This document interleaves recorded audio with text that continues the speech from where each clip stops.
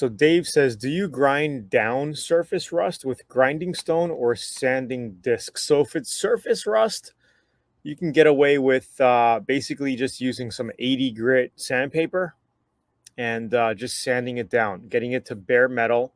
You can then treat that with a 50-50 mixture, a 1-to-1 mixture of vinegar water, white vinegar and water. Just mix it up 1-to-1, put it on a rag, and just kind of wipe it. And then once that dries, you can go ahead and scuff it with some sandpaper again, blow it off. And then I would put some epoxy primer on it. Okay, after the epoxy, you can put a 2K filler primer on it, block it out, and you're ready for paint. Unless you want to seal it and then paint it. Alberto says, I wet sand my clear again to respray using soapy water, and now I have these white residue stains that I can't seem to get off even after using U-Paul degreaser. So you're sanding clear coat. So when you're sanding clear coat, right, you don't have to use any type of soapy solution. You just use water. That's it. If you're getting a soapy water residue that you can't get rid of, I would suggest sanding it again with just water to get that out. Just sand it with water, just use water, use 2000 grit. Oh, you're going to be respraying it? So you got 800 grit? Like, what grit are you using? I would just wash it down with 800 grit again. It seems like you're going to be doing a clear coat flow coat, right? So I would just wash it down. Don't be sure you don't cut down through the base. But if you just got clear coat going on, you're going to want to make sure you just wet sand that again. Wash it with water. Don't use any type of soap.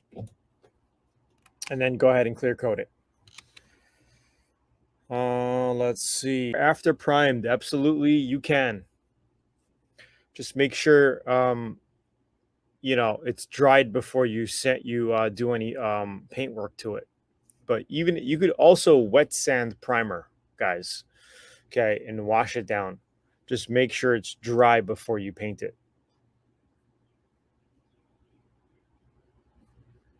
With 600. And Scott, are you Learn Auto Body VIP? Did you get any of the free guides? Like, we cover all of this in VIP as well. You pretty much want to be checking it out. It's a very, very small investment. So I would say go here, grab the free training at Learn Auto Body, and check out what I have for you on that VIP page. It's amazing. A lot of content. And I'm working on another special offer very, very shortly. That's going to go live next week. And you're gonna freaking love it. I mean, we got thousands of VIP members across the world since 2010, and we cover every step of the way. So when doing plastic and metal parts, it's best to prime first, or can I scuff the old paint? So if you got plastic parts, I mean, I'm thinking raw plastic? Are you talking about like painted plastic and painted metal? But yes, if it's painted, you have to definitely scuff it before you prime it and paint it. Okay. In some cases, you could just, if the paint is in good condition, you could just scuff the paint and paint right over it. You don't need primer. Okay. So it depends. Yeah. So if it's painted, you're going to want to scuff it down. You could wet sand that paint with 400 grit, then you could repaint it. Or if it's in bad shape, you can sand it down with like a 320, 280, 2K filler prime it, sand that flat with 400, get it nice and flat, and then and paint it. Okay, if you guys are going to be spraying single stage, you could be a little rougher on your final tooth grit before paint, on your final sandpaper grit. You know what I mean? So if you guys are spraying single stage paint, because the enamels and acrylic enamels, synthetic enamel systems are pretty much thick paint, you could paint over, a 380, 360 grit and not have any sand scratches. But I pretty much like to paint over 400 all the way around. If I'm doing single stage or base coat, clear coat, I like to basically have everything finished with 400 grit. It's like the perfect final stage sandpaper tooth grit, in your 2K filler primer um, before painting. So yeah, guys, don't forget to hit up radspaintformula.com or learnautobodyandpaint.com to get that free auto body and paint training. If this is your first time watching or if you've never got it before. Floor liner on all plastic parts around the bumper, bed side stops. Can you put some body filler in damaged plastic parts and safely then cover it? Yep, you could do that. You could do that. David says, do you epoxy prime before doing any body work, then reapply epoxy after body work is completed? Thanks. So there's a few ways to do it. You can epoxy prime, then 80 grit areas that need to be body puttied. Okay. Or you could just get it everything down to metal, do your body work, right? Do your filler, your shaping, all, your body filler, your Bondo on the metal, shape it, and then you can just epoxy prime everything over the metal and the body filler. So if you're going down the metal, I like to just put body filler right over that, all the metal spots, everything that I'm doing, then just epoxy prime over all of that, over your metal and your body filler. It's not going to hurt the body filler, right? And then right after you do your epoxy, you can spray 2K filler primer right over that same day. Just make sure it flashes for about 45 minutes. And then you can mix up some 2K filler primer and spray that right on top without sanding. All right. So again, Dave, if you want to learn more, don't forget to hit up Brad's Paint Formula or LearnAutoBodyAndPaint.com. Charlie says, how many coats of sealer is supposed to be sprayed if needed? Usually one coat. Normally one coat. You go around the car with one nice medium wet coat and you're good. You go around the car one coat and you just look it over. If you see any areas where you got extra absorption, the sealer absorbing into the body filler, maybe you had a couple of raw body filler spots that you did in prime or whatever, right? You're going to get more absorption in those areas. If you have that, then you just may want to kind of put an extra coat on those areas. But mostly you're just going to be doing one coat of sealer. Want to clear after the 18-hour window, what grit do we use? Well, if you're not going to clear it that day, or if you don't mix clear into your last coat of single stage, which you can do. So let's say you're on let's say you're putting 3 coats of single stage on your car or whatever, or let's say you got one good coat on and then the second coat, you could mix up a quart of clear coat, polyurethane clear coat, and mix it into your color. So it gives it some extra strengths and hardens a little bit more. You could do that as well. But if you're not going to be doing that, I would let it cure for a week or two, then clear coat it, instead, because, when you're done with a single stage job, you're going to need to give it a few days for it to fully cure, 3-4 days to fully cure pretty hard.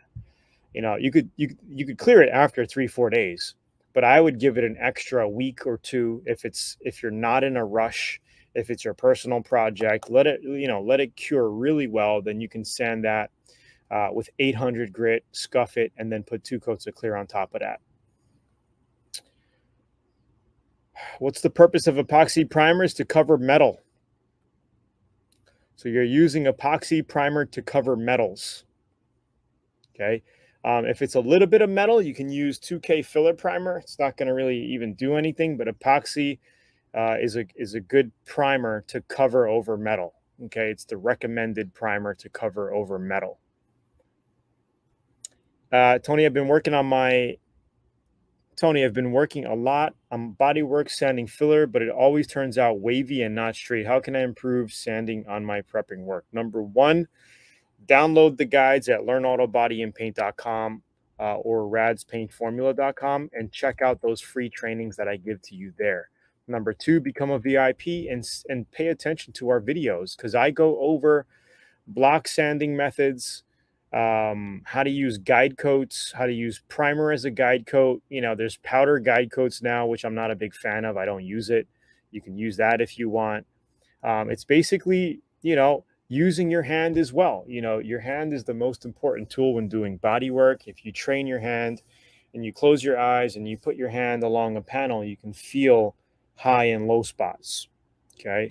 And the guide code will also help you with that. You want to make sure you're using the proper blocks, you know, 6 to 8 inch blocks for smaller body work, you know, 12-inch to 16 to 18-inch blocks for you know, sanding down doors and whatnot, straight doors. It depends, or roofs, you know, depends what you're doing. And it's always working on a crisscross sanding method. You know, you're going to want to go up and down like this, and then you're going to want to go this way, you know, and then you go this way, you block it out. And we show you all of this step by step in VIP as well across all of our videos. So you're going to want to definitely check. Last two questions, and we're going to call it a day. So what's the difference between epoxy and filler? Is epoxy only supposed to be used over rusted areas? Yeah, so like I said, epoxy is used over metal. Filler primer is what you use to go over body work and rough body work, you know, pinholes, uh, rock chips, nicks, scratches, and also on top of epoxy. Okay, because if you have like little craters from your rust, you know, you got surface rust with craters in it, you're going to epoxy prime that, but you might not fill it enough. So that's why you're going to go over with 2K filler primer to fill that, and then you can block that flat to get a nice flat finish before you put your sealer on to paint it, or before you paint over a 2K filler primer. Because you could paint, you know, a 2K filler primer is a good foundation for base coat, clear coat, and single stage. You could paint right over that. All right. But if you're doing, like I said, that's like if you're going to be doing a cheap job or a medium grade to high end job, you could be finishing with a 2K filler primer. But if you're going to be doing custom show jobs and you really want the best work that you can do after your 2K filler primer, you're going to block that down flat. Louis, go outside. You're all muddy. Go lay down. Then you're going to be putting a sealer on it, okay, before you spray. And we did that to the 2021 Tesla project that I just painted in my garage about a month ago. That was completely sealed. And then we did a base coat, clear coat on top of that. Everything was recorded. Those new videos are being added to VIP as we speak. We got the first two segments up. Another few more segments going to be added in the next week or so. To base to make your own single stage paint. You could do that. I have tried that. You can also use clear coat as a tint. So what I do as well is, if you want to smoke out taillights or headlights, you just mix up some clear coat. You add very, very little of black base coat to it, and it turns it into a smoke clear coat that you can add on tinting your lenses and whatnot. You know, clear coat is like a carrier. You can use it as a carrier.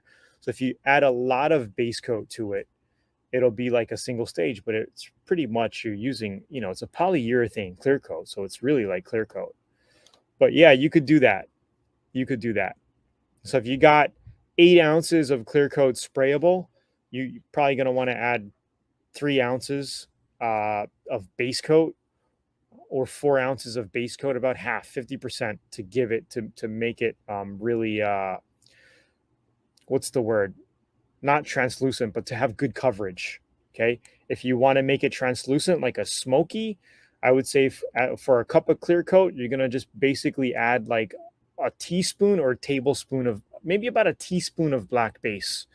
Okay. That'll give you that smokiness that you can use, because every layer that you do,